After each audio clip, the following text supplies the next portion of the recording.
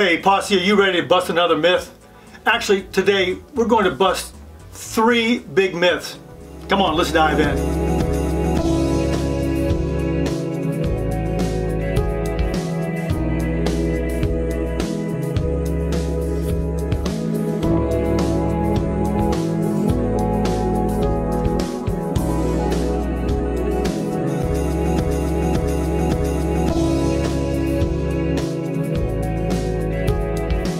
If you're new to my myth videos, welcome.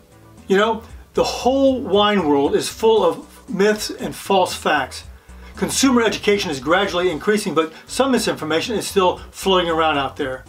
I'm here to clear up some of those more obvious myth truths, that's easy for me to say, and misunderstandings surrounding our beloved grape juice. I have a whole series of videos that bust some of these wine myths. You should really check out the full playlist.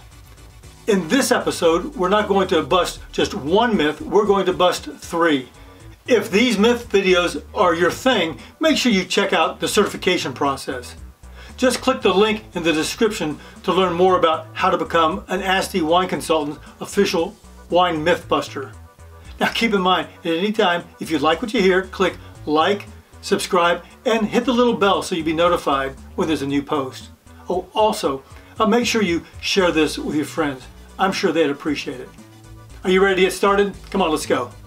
Myth number 1. Your wine glass needs to be aesthetically and functionally perfect for the wine to taste just right. Folks, you really need to have a look at my 2 videos about the shape and types of both white wine and red wine glasses.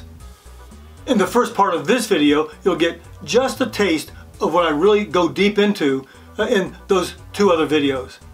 For our purpose today, it's not all that important to have a different shaped wine glass for your white wines. Having a single glass to use for both reds and whites makes life a whole lot simpler.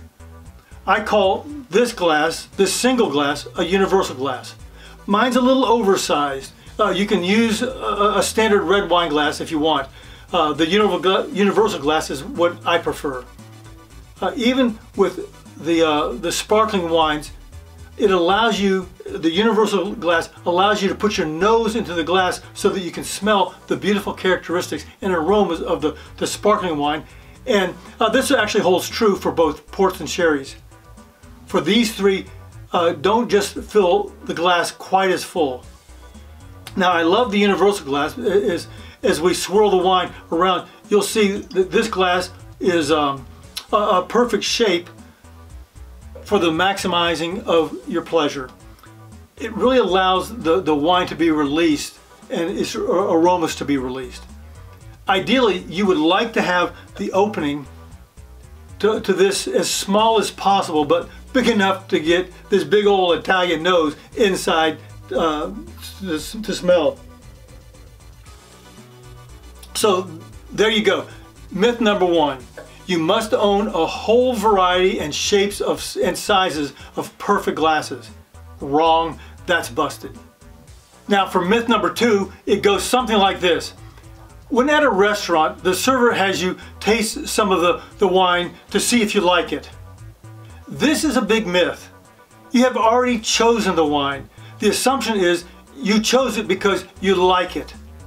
The little tasting ritual that the server goes through is not about whether you like the wine, it's about whether the wine is clean. You're not giving your opinion on the wine's flavor, you're examining the health of the wine. For more on how to excel in this awkward ritual, check out my video on what not to do in a restaurant. So when the server brings you the wine, are you checking to see if you like it? No. Busted.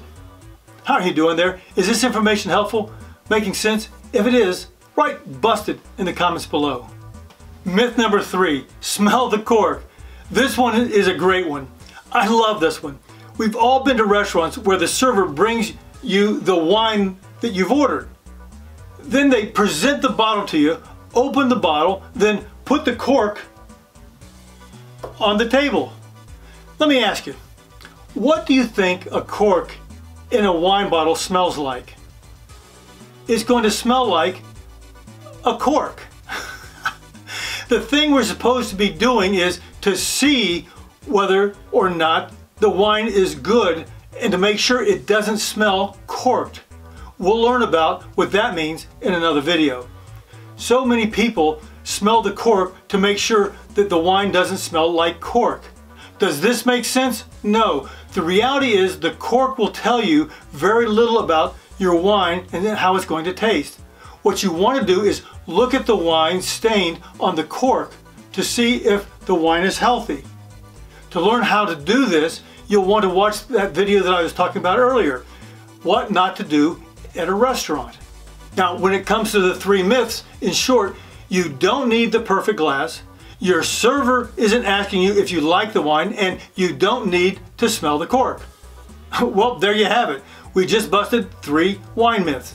Remember, if you want to be certified as an Asti Wine Consultant official wine mythbuster, check out the details in the description below.